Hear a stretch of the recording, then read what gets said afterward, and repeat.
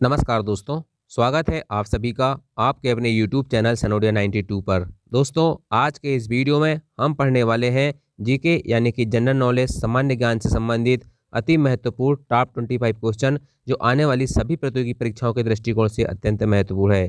तो आइए दोस्तों, शुरुआत करते हैं क्वेश्चन नंबर 1 से। क्वेश्चन नंबर 1 है, हॉर्नबिल महोत्सव किस जनजाति से संबंधित है?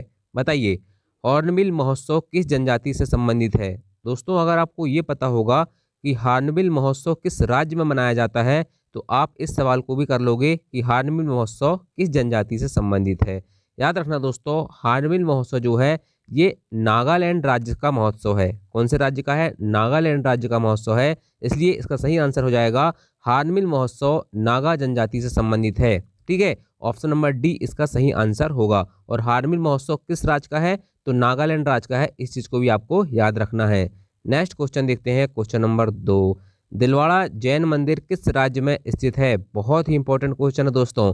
आपने दोस्तों दिलवाड़ा जैन मंदिर किस राज्य में स्थित है इसका नाम जरूर सुना होगा। ठीक है, देखिए दिलवाड़ा जैन मंदिर जो है ये स्थित है राजस्थान राज्य में। राजस्थान में एक जगह है दोस्तों माउंट आबू, आपने सुना होगा। तो माउंट आबू में स्थित है दिलवाड़ा जैन मंदिर और ये राज्य जो है वो है राजस्थान। ऑप्शन नंबर बी इसका सही आंसर हो जाएगा।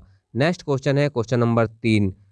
निम्न में से किस चोटी को हाथी का सिर कहा जाता है? ठीक है, निम्न में से किस चोटी को हाथी का सिर कहा जाता है? कंचनजंगा, माउंट एवरेस्ट, अनाईमुदी या गुरु शिखर?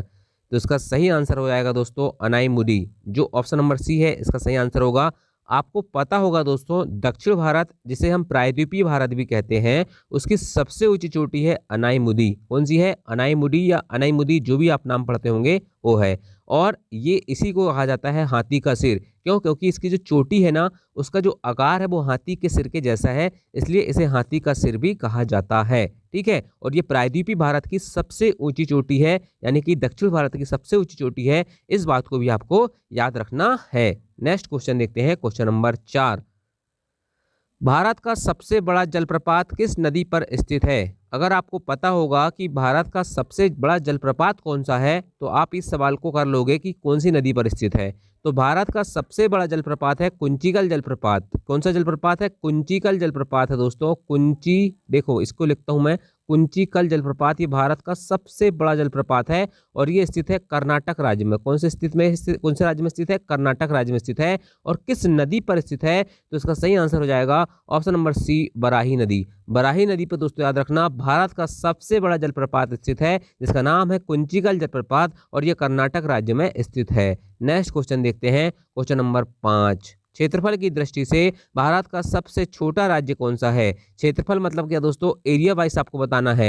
एरिया में सबसे छोटा भारत का राज्य कौन सा है? तो इसका सही आंसर हो जाएगा दोस्तों ऑप्शन नंबर बी। याद रखना ऑप्शन नंबर बी इसका सही आंसर होगा। क्षेत्रफल की दृष्टि से भारत का सबसे छोटा राज्य है गोवा और सबसे बड़ा राज्य कौन सा है? राजस्थान है। इस चीज को भी आपको याद रखना है। और सबसे छोटा कौन सा हो गया? गोवा हो गया। नेक्स्ट क्वेश्चन देखते हैं, क्वेश्चन नंबर 6। जनसंख्या की दृष्टि से भारत का सबसे छोटा राज्य कौन सा है?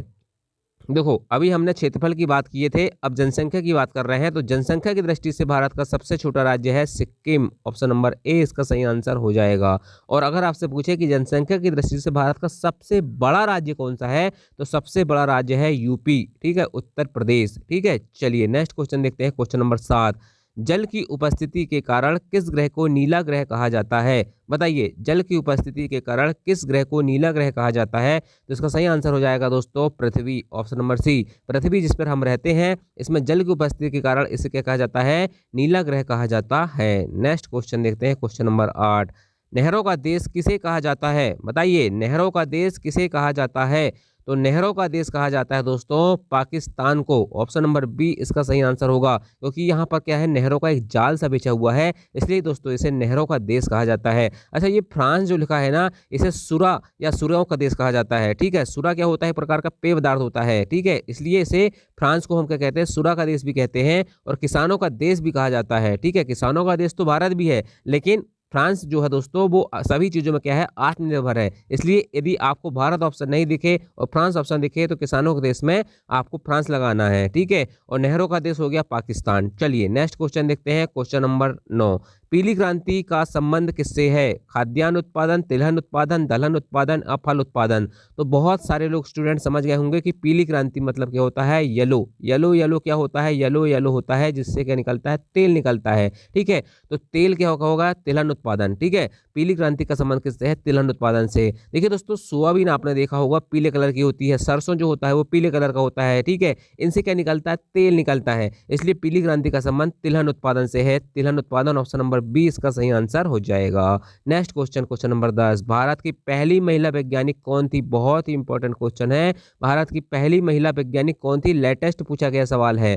तो भारत की पहली महिला वैज्ञानिक थी दोस्तों Anandibai Joshi. Option number D इसका सही आंसर होगा। आनंदीबाई जोशी जो है भारत की पहली महिला वैज्ञानिक थी। इन्होंने क्या किया था? डॉक्टरेट की उपाधि ली थी। ठीक है, चलिए नेक्स्ट क्वेश्चन देखते हैं, क्वेश्चन नंबर 11, उगादी पर्व किस राज्य में मनाया जाता है? Very very most important question. Ugadi पर्व किस राज्य में मनाया जाता है? तो उगादी पर्व मनाया जाता है कर्नाटका में। ऑप्शन नंबर ए इसका सही आंसर होगा। कर्नाटक राज्य में मनाया जाता है उगादी पर्व। Next question, question number 12, Sindhu सभ्यता के घर किससे बनाए जाते थे? बताइए। आज देखिए आधुनिक युग में मतलब अभी हम जिस सदी में रह रहे हैं 21वीं सदी है। ठीक है, तो इस आज के ज़माने में घर किससे बनाए जाते हैं? आज के ज़माने में घर बनाए जाते हैं ईंट से। ठीक है, और उस समय किससे बनाए जाते थे? सिंधु सभ्यता में। सिंधु सभ्यता में भी याद रखना दोस्तों, ईंट के घर बनते थे। ये बहुत बड़ी बात है, सोचिए इतने हजारों वर्षों पहले भी सिंधु सभ्यता में ईंटों से मकान बनते थे। ठीक है, और आज भी ईंट से ही बन रहे हैं। ठीक है, तो हमने कितना विकास किया है इस बात का अंदाज आप लगा सकते हो। नेक्स्ट क्वेश्चन, क्वेश्चन नंबर 13, पुराणों की संख्या कितनी है? पुराणों की संख्या दोस्तों याद रखना 18 है। कितनी है? पुराण है 18। देखिए वेद की संख्या है 4। ठीक है, वेद है 4। वेदांग पूछे तो वेदांग है 6। ठीक है, और पुराण है कितने? 18। वेद 4, वेदांग 6, पुराण 18। ठीक है, चलिए नेक्स्ट क्वेश्चन, बुद्ध के गृह त्याग का प्रतीक क्या है? जब महात्मा बुद्ध ने दोस्तों गृह त्याग किया था मतलब घर को छोड़ा था, तो उसका प्रतीक क्या है? सिंह है, बैल है, हाथी है, घोड़ा? तो इसका सही आंसर हो जाएगा ऑप्शन नंबर डी घोड़ा। घोड़ा याद रखना बुद्ध के गृह त्याग का प्रतीक है। ठीक है, चलिए नेक्स्ट क्वेश्चन है, क्वेश्चन नंबर 15, निम्न में से अशोक का उत्तराधिकारी कौन था? अशोक का उत्तराधिकारी कौन था? आपको ऑप्शन में से एक सही बताना है। तो इसका सही आंसर हो जाएगा दोस्तों, अशोक का उत्तराधिकारी बनता है कुणाल। ऑप्शन नंबर बी इसका सही आंसर होगा। कुणाल जो था अशोक का उत्तराधिकारी था। नेक्स्ट क्वेश्चन, तांबा का सिक्का जारी करने वाला पहला गुप्त शासक कौन था? तो तांबा का सिक्का जारी करने वाला पहला गुप्त शासक था रामगुप्त। ऑप्शन नंबर डी इसका सही आंसर होगा। ठीक है, ऑप्शन नंबर डी रामगुप्त जो है तांबे का सिक्का जारी करने वाला पहला गुप्त शासक था। नेक्स्ट क्वेश्चन, विक्रमशिला विश्वविद्यालय की स्थापना किसने की थी? नरेंद्र पाल, नवपाल, देवपाल या धर्मपाल? तो विक्रमशिला विश्वविद्यालय की स्थापना करते हैं धर्मपाल जी। ऑप्शन नंबर डी इसका सही आंसर होगा। विक्रमशिला विश्वविद्यालय की स्थापना धर्मपाल ने की थी। नेक्स्ट क्वेश्चन, भारत में गुलाम वंश का संस्थापक कौन था? तो भारत में गुलाम वंश का संस्थापक था कौन? कुतुबुद्दीन ऐबक। कौन था? कुतुबुद्दीन ऐबक जो था गुलाम वंश का संस्थापक था। नेक्स्ट क्वेश्चन देखते हैं, क्वेश्चन नंबर 19, महमूद गजनवी ने भारत पर कितनी बार आक्रमण किया था? ये तो बच्चों को पता होगा। महमूद गजनवी ने भारत पर 17 बार आक्रमण किया था। ऑप्शन नंबर सी इसका सही आंसर होगा। नेक्स्ट क्वेश्चन है, महात्मा गांधी के राजनीतिक गुरु कौन थे? तो महात्मा गांधी के राजनीतिक गुरु थे Gopal Krishna Gokhale. Option number D इसका सही आंसर होगा। ठीक है, महात्मा गांधी के राजनीतिक गुरु कौन थे? गोपाल कृष्ण गोखले थे। चलिए, और गोपाल कृष्ण गोखले के गुरु कौन थे? तो महादेव गोविंद रानडे थे। ठीक है, इस चीज को भी याद रखना। नेक्स्ट क्वेश्चन देखते हैं, बेलोड्रम शब्द किस खेल से संबंधित है? स्पोर्ट्स का इंपॉर्टेंट क्वेश्चन, बेलोड्रम शब्द किस खेल से संबंधित है? तो इसका सही आंसर हो जाएगा ऑप्शन नंबर डी साइकिलिंग। देखिए दोस्तों, बेलोड्रम शब्द जो है वो साइकिलिंग से संबंधित है। ठीक है, चलिए नेक्स्ट क्वेश्चन देखते हैं, घुड़सवारी का खेल परिसर क्या कहलाता है? जहां घोड़े की सवारी की जाती है उस खेल के मैदान को क्या कहा जाता है? उसको कहा जाता है एरीना। ऑप्शन नंबर डी इसका सही आंसर होगा। ठीक है, चलिए नेक्स्ट क्वेश्चन, क्वेश्चन नंबर 23, राष्ट्रमंडल खेलों की शुरुआत किस वर्ष हुई थी? वेरी वेरी मोस्ट और कई बार रिपीटेड क्वेश्चन है और अभी आगे भी आएगा। ठीक है, जिसको पता उसको आसान लग रहा होगा, लेकिन जिसको नहीं पता होगा वो गलत कर देगा। ठीक है, तो राष्ट्रमंडल खेलों की शुरुआत होती है 1930 में और भारत ने पहली बार राष्ट्रमंडल खेलों में भाग लिया था 1934 में लंदन के। ठीक है, चलिए नेक्स्ट क्वेश्चन है, संविधान की आत्मा किसे कहा जाता है?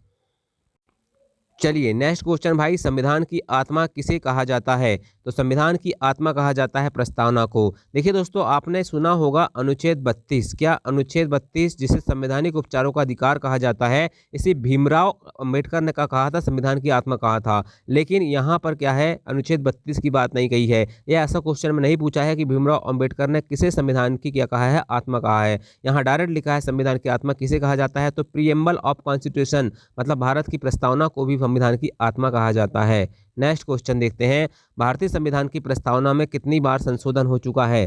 तो भारतीय संविधान की प्रस्तावना में दोस्तों एक बार संशोधन हुआ है। कब हुआ था? 42वें संविधान संशोधन 1976 में, जिसमें 3 शब्द जोड़े गए थे। ठीक है, ऑप्शन नंबर ए इसका सही आंसर हो जाएगा। ठीक है, तो 25 सवाल हो गए दोस्तों। 25 में से आपके कितने सवाल सही हुए कमेंट करके बताना। और हमेशा की तरह एक क्वेश्चन हमेशा पूछता हूं मैं कि हार्नबिल महोत्सव किस राज्य में मनाया जाता है, इसका आंसर आपको कमेंट करके बताना है। जिसने पूरे ध्यान से वीडियो देखा होगा दोस्तों, इसको याद होगा हार्नबिल महोत्सव किस राज्य में मनाया जाता है। वीडियो पसंद आया होगा तो वीडियो को लाइक करना, चैनल में पहली बार आए होगे तो चैनल को सब्सक्राइब करना, और आपको रोज इस प्रकार के वीडियो मिलते रहेंगे। थैंक यू, जय हिंद, जय भारत।